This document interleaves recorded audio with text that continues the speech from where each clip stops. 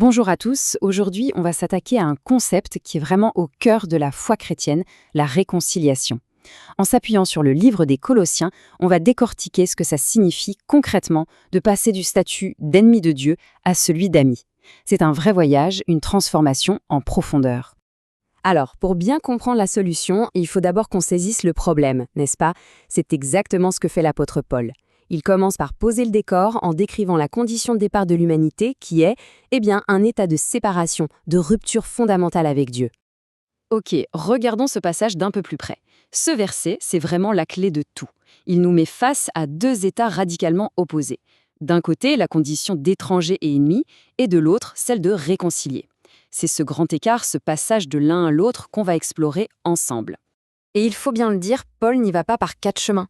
Le portrait qu'il dresse de la condition humaine sans le Christ, il est assez sombre, assez direct.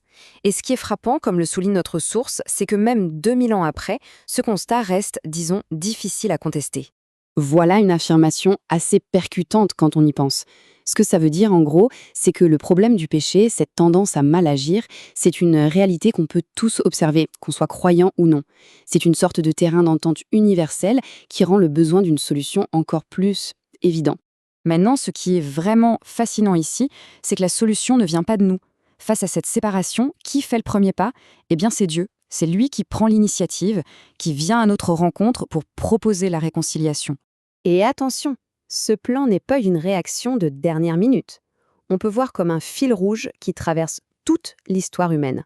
Ça commence dans le Jardin d'Éden, ça passe par la première promesse, ça culmine à la croix et ça continue encore aujourd'hui.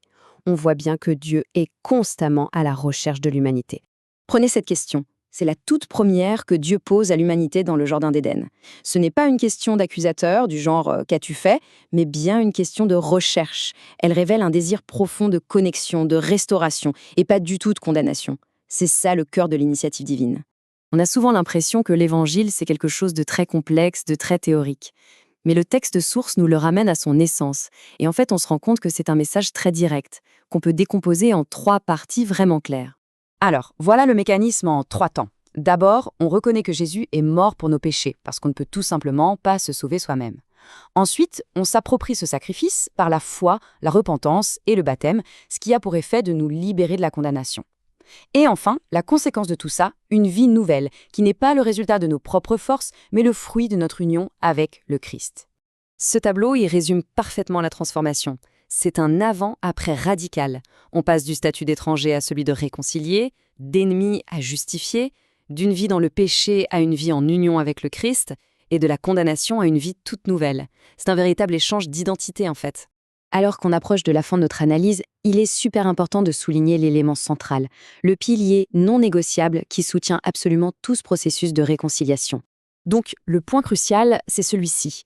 Peu importe comment une personne vit cette expérience, peu importe son cheminement personnel, la base, le fondement inébranlable de la réconciliation, c'est et ce sera toujours la mort de Jésus sur la croix. Tout part de là et tout y revient. Et l'analyse se termine sur cette question, qui est très introspective. C'est une invitation à passer de la compréhension à la réflexion personnelle. Après avoir tout décortiqué, on est ramené à soi-même pour considérer la pertinence de tout ce message dans sa propre vie. C'est une pensée puissante pour continuer à méditer.